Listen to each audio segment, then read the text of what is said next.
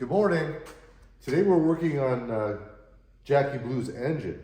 This is an industrial engine that we got from a Melrose spray coupe, which I don't know if anybody knows what that is, but it's a purpose-built sprayer for farms. We're up in North Dakota, so we see a lot of them, and they have Volkswagen engines. So as soon as she got the bus, right away in my head, I'm like, well, we need to find a spray coupe because you could buy that whole thing because they don't use them anymore. You can buy the whole thing for a couple $100, and that's exactly what we did. And we ended up with a single port industrial 1600. Now that thing would have a governor on carburetor and distributor to keep it at a certain speed so you don't over rev the thing while you're spraying.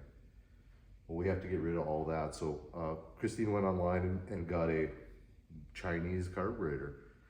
I've used several of these on. I haven't done a Volkswagen, but I've done a Ford one and like a Motorcraft or Autolite copy, and I think I did a Carter also, and they work great. They're probably not they're probably not for performance or anything like that, but man, it's mixing fuel and it seems to work good. So hopefully there'll be the same situation with this. We cleaned this up yesterday at the car wash. I did notice that the industrial engine doesn't have thermostats. I think on hers there's a flap here that closes and allows the engine to warm up to a certain point. We don't have that. We're not going to run a heater in the bus because it's for summer. So we're just going to put the thing in as simple as we possibly can. If she decides she wants to use it in the fall later on, we'll have to take all of the shrouding and whatnot off of her original engine and transfer it onto here. Right now, we're just trying to get it running. We're trying to get out to the coast with it in the hottest months of the year. So we're hoping that having all this wide open and really cleaned up nice, that we won't have any overheating problems. If we do have overheating problems, she found this neat little thing online that replaces the dipstick. It just has a little element on it, a little sensor on it, and this plugs into I can't remember if it's the oil pressure, but one of the warning lights it goes in series with. So if this thing is to get the oil so hot that it's dangerous, it'll turn a warning light on for us. I initially wanted to put an oil temperature gauge in it, but we've got the dash looking original, like nothing's ever been done to it, and so we're gonna try to use this instead. We just don't want to ugly anything up. Also, she has a new fuel pump here. This is just stuff that's been, I think this engine is from the late 60s, early 70s, we figured. So there's a very good chance that that's how old this fuel pump is, and there's rubber parts in there. They're gonna go out eventually. Carburetor, fuel pump, and distributor will be replaced. This is a point type distributor, just a reman.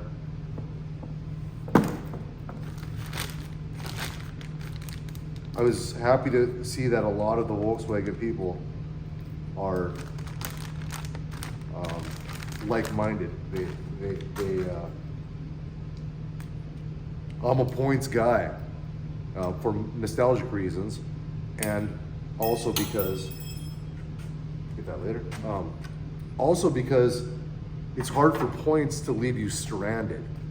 That you can have an issue with points, but if you do, if you have a piece of sandpaper and a screwdriver, all points are, pull this off of here. So this wire would lead, this is the same wire, right? And it would lead to the coil. This is obviously the other distributor, but the coil's mounted up here. So what happens is you power up the coil on the positive side, And all this is doing is, you can see those points moving. All this is doing is, as this is turning, the points are closed right here because it's not up on that cam. And while they're closed, it's completing a circuit. This is the ground side. So now there's positive coming into the coil, and then there's negative coming out of the coil. So that coil is getting charged up while we're closed. And then once we turn and it opens up, that breaks that circuit. And now that coil's got all that energy stored.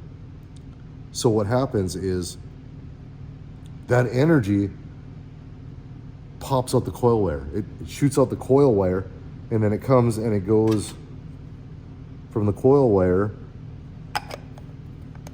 onto the middle of the cap.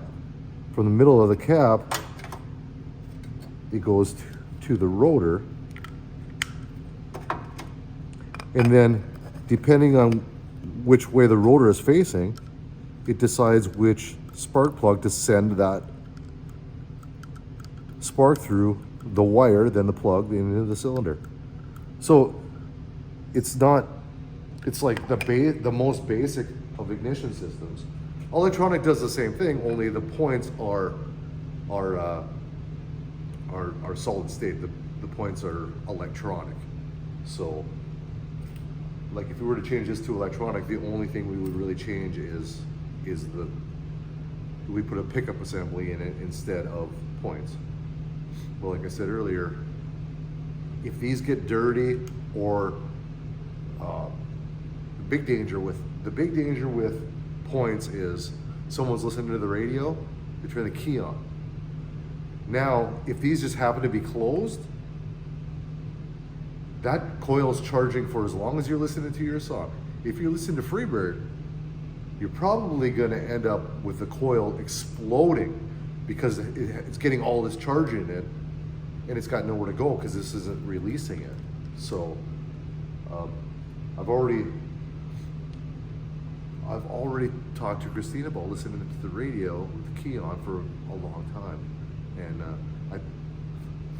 it's kind of a double-edged sword there, because I could also hook up the radio so you could just turn it on, but then what happens is we leave it on and then the battery's dead. So anyways, what's going to happen is we're not going to listen to the radio with just without the engine running. I don't know if there's anything else I could show here. We did get the shroud all cleaned up. Went to the car wash yesterday. So Christine likes this sticker, this plaque says industrial. She thinks that's pretty cool. Does it say industrial on it? No, it says Volkswagen Work. Oh, right. It says industrial on the machine, right? Yeah, it's on the back. I took the sticker off already. Oh, okay, right. The lid. And then here's the, I don't know if the automotive stuff has that, but industrial does. It tells us what the valve lash is. So that's the next thing we're gonna do is adjust the valve lash. Since we have it out of the bus, it's gonna be should be a lot quicker to do it. So we'll pop these valve covers off. Put this back.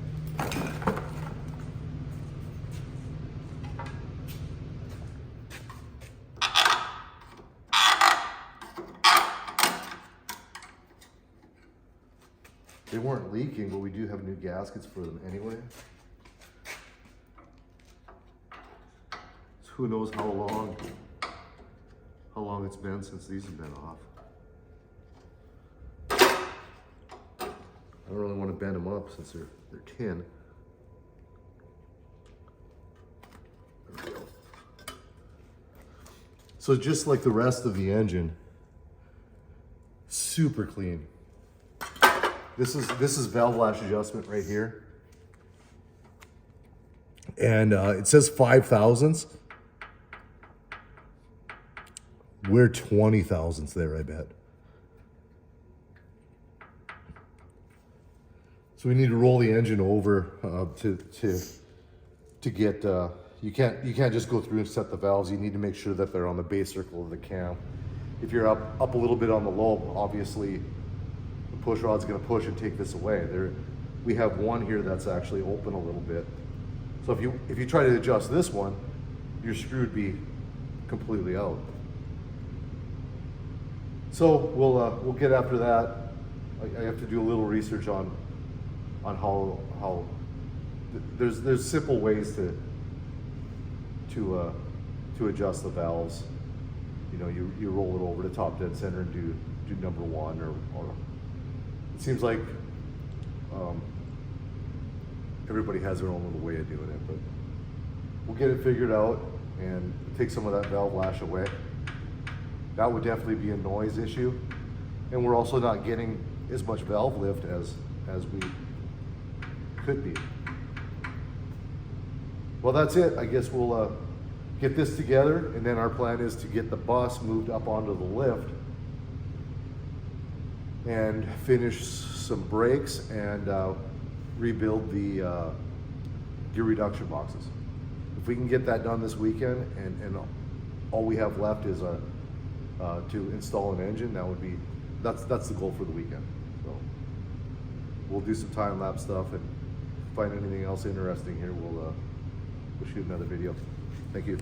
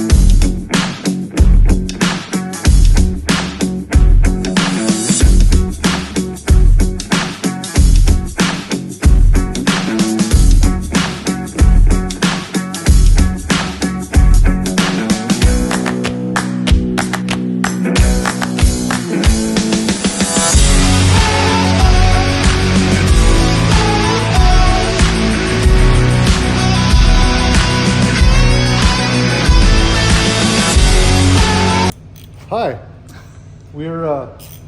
I was having Christine drain the transmission. We found two drain plugs on it, so she looked it up, and sure enough, there's two different sections that should be drained.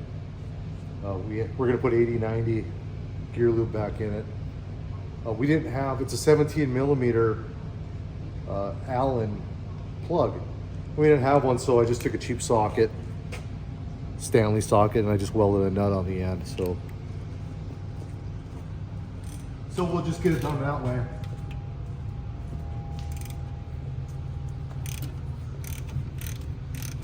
Don't take it all the way out. So we have anything to drain it into right now. Give that a try. Oh boy. Oh. Got it. Yeah, I can. So we'll get a drain pan under there. I don't know what else to tell you about it right now. We have a wiring harness that needs to run inside the frame all the way back here. We're really happy to have it in the air. It's going to be way easier to do these brake lines. We already have a gear reduction box leaking into this new freshly painted wheel, but we expected that. I'm gonna help her out with a couple of things here, and then I'll get these apart, and we'll try to get them sealed up. Maybe get the backing plate off, probably get that all cleaned up. We'll get new brakes and everything for it. But these gear reduction boxes are what I'm most concerned with. I don't want to be halfway to the coast, and then we have a hell of a growl on a bearing or something like that. The thing is pretty low mileage, so I don't expect to find anything in there that's scary, but you never know. So as we always do with projects, when we get them on the lift, we left all of our parts up in the vans, up in the bus, so we'll have to let it down and get all our shit out of there. A little update for you. This is a big day for us. We got a couple of things rearranged in the shop. Shop's way too small, as they always are. But to get this rolling is a really big deal to us. We'll try to get brake lines, gear reduction boxes rebuilt, and rear brakes on. I think if we get that done today, that's a big success. And then Christine will be probably cleaning up the differential, and then there's these boots here that are between the transaxle and the actual axle housing. She's got new ones of those. They're kind of tedious to put on. They're nuts and bolts or screws. So we're just moving forward. You see right here we have a tube that normally the heater would go to. We're not using a heater at all. This is only fair weather machine. So we will though plug those with something so we don't get any poisonous gases flowing up through the tube and into the cab. We get enough of those from you. Yeah. I like it just to be my poisonous gases. So yeah, there you go, Christine. You can go ahead and get those drained. And we got another. Do we have any more of that spray? Maybe just spray that whole area down. I don't know how we're gonna rinse it. Yeah, just get a bucket of water and dump it on there. I don't know. Yeah, whatever. I would scrape most of it away first, because if it's this thick, that stuff isn't gonna eat through all that. But we'll just get it as clean as we can. All right, we'll give you an update once we get these boxes off. We'll probably do a time lapse to get the boxes apart. And I've never been inside of one, so we'll both be surprised. We'll both be learning something. Right.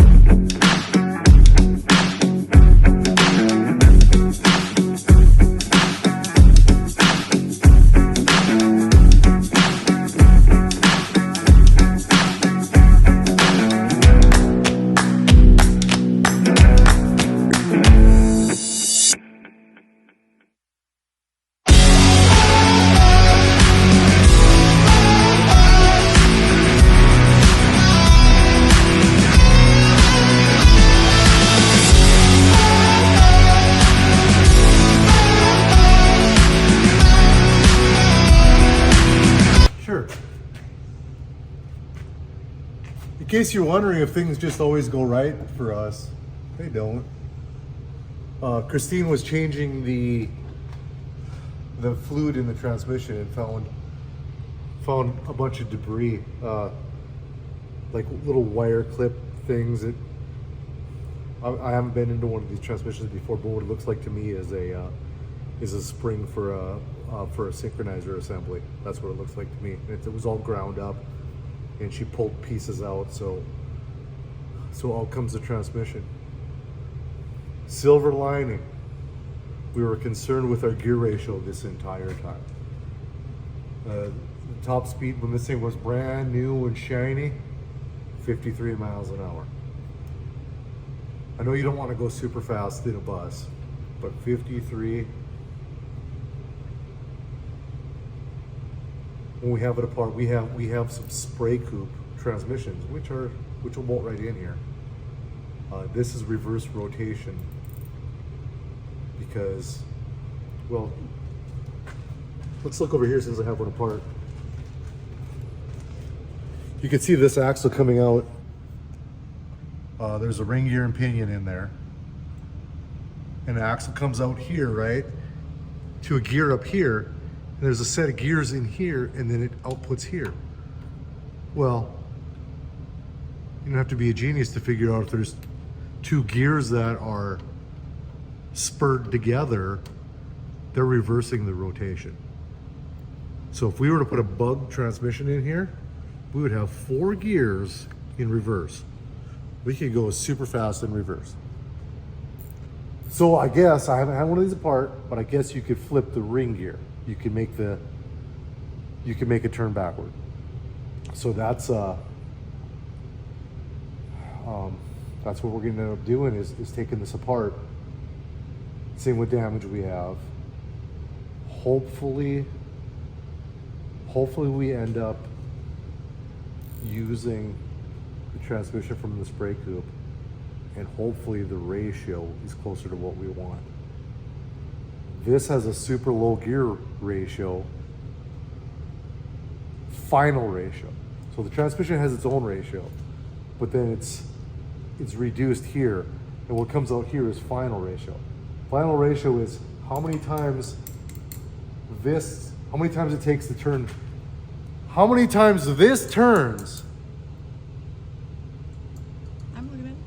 You can see that for real? Yeah. How many times this input shaft, which is the engine, turns to get this to turn once? So a 400 ratio would be 4 turns here, 1 turn here. Right now we are, I'm not sure what we are, but we're around there. We're 440 or something like that, which is super low. The reason they did that is the thing didn't have any power. So just like you're on your 10-speed bike, right? You're like, oh, here comes a hill. You downshift, right? And that changes the ratio of your pedals to your wheel. Same thing. So I suppose it's a blessing in disguise. We'll pull this out of there. And if I have it apart, if we have to buy a ring and pinion, so be it. We're gonna get it. We're gonna get it to where it's friendly on the highway. And it's gonna make our trip a whole lot better. So it's not a good news update, but it's an update for you.